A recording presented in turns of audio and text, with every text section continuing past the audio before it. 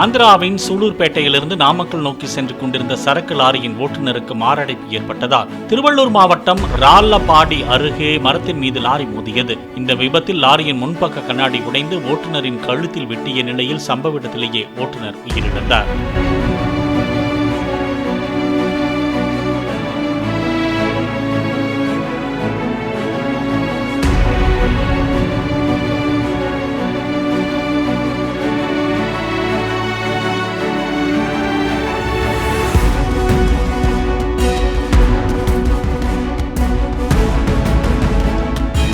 Play store மற்றும் app ஸ்டோரில் இருந்து பாலிமர் செயலியை QR கோடு மூலம் பதிவிறக்கம் செய்யுங்கள்.